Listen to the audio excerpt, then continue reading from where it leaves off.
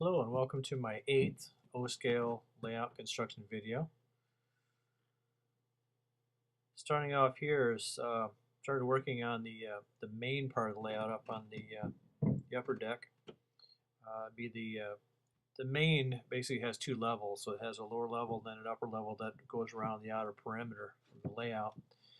And starting off here, just showing some what's not there, and then to show some wood starting to come in place. For this particular layout, I decided to use regular home underlayment wood, which is a particle board. It's a little different to work with, but overall I really liked it. I've had problems in the past of using thinner grade wood, and I've had warpage issues, things like that. Certainly you could use lighter grade, and it's more than strong enough or sturdy enough to support, but the 3/4 is with this does not warp. It's very easy to work with.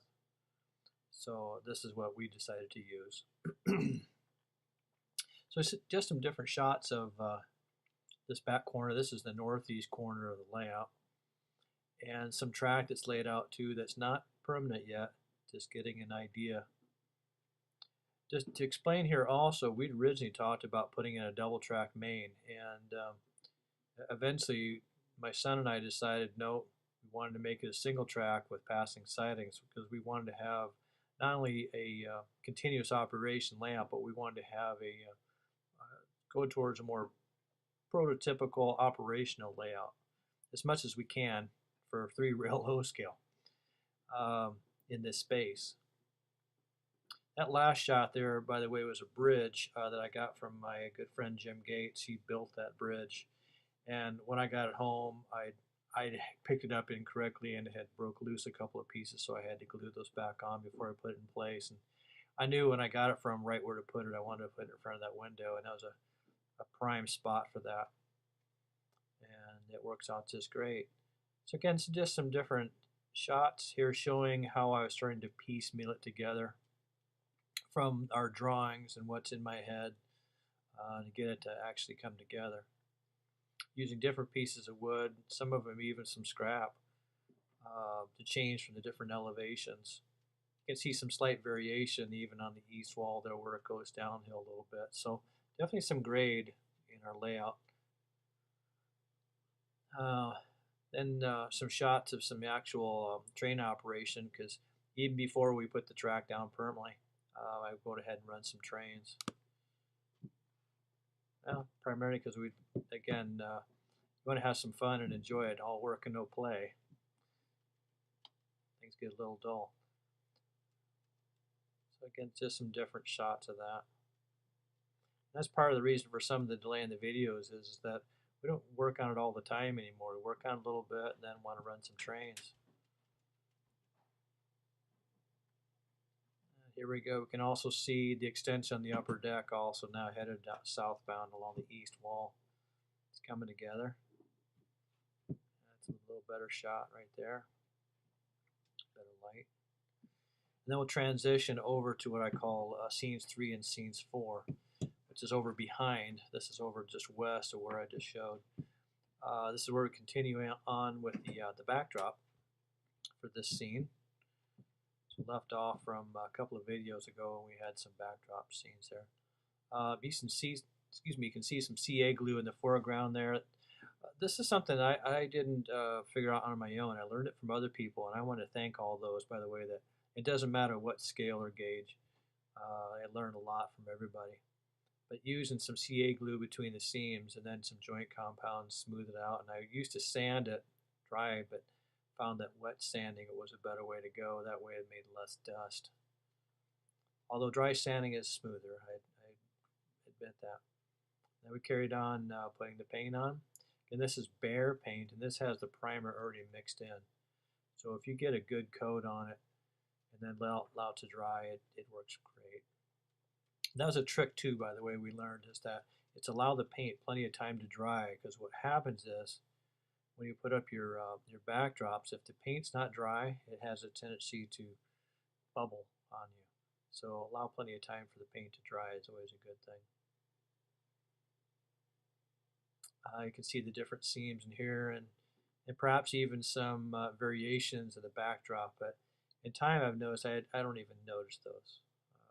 And people haven't made a mention. As we get some scenery eventually, those types of things will just disappear. You won't notice it.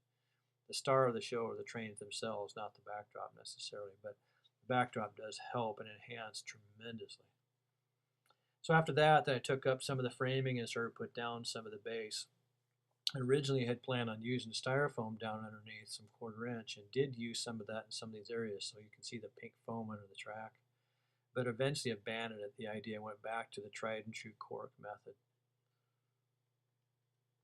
Then after that was done, then I painted it just a flat black, because this is a tunnel area, and just didn't really want that to be too exposed. And it evens out and colors up the different colors of wood that I had there, because I used a lot of different scrap wood that I had laying around.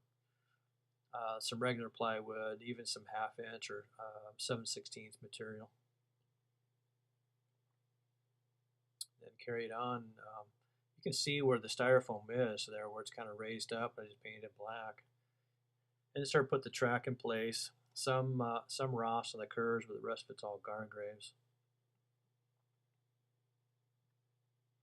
Made sure everything is nice and tight. Good solid connections.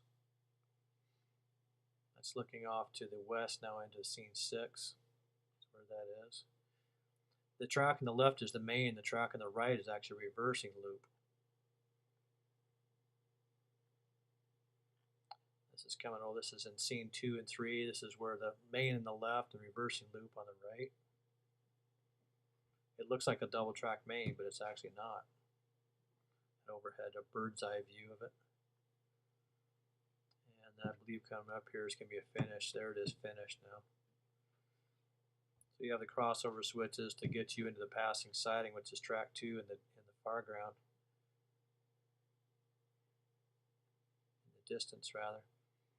And so the framing back in place up on the upper level. This is the 3rd level, which is the highest elevation primarily. We do have some plans to put in a 4th elevation possibly. That'll be in scene 5, but that's later.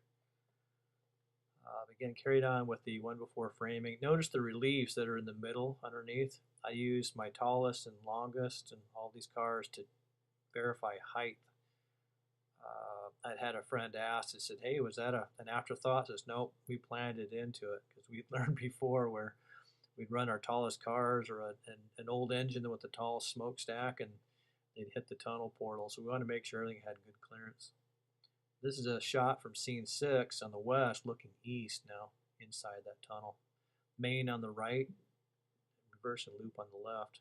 There's the main coming out into a number 8 switch, number 8 curve. And in traditional fashion, after it's all together, then I run some trains on it, see how it goes. Of course, I tested all with the voltmeters and ammeters and such beforehand, but then the real test is to run some trains on it. This is the reversing loop. This is a tight 072. Well, 072 isn't that tight compared to our old layout, which is 054, but it's one of the tightest curves on this particular layout. It's also going up grade just a little bit. To scene 6 is a different elevation. So it comes up and then it matches the scene 6 elevation, which is our, basically that will be a coal scene, coal operation area. And it reverses right back in over the same main. And in closing here, here's some of the test. We got a couple powered engines, cars on the 2nd level, just creeping along nice and slow. The track is not fastened down. There's no roadbed here yet. Just going as far as it can go, basically to the right of where the bridge is. That's the end of the layout. So that's what we started to do, is just basically run point to point until we liked what we did, or what we have, and then revised it, excuse me, and then went ahead and fastened it down. That's basically it. Well, thank you all so very much. I appreciate the positive comments, and we'll talk to you soon.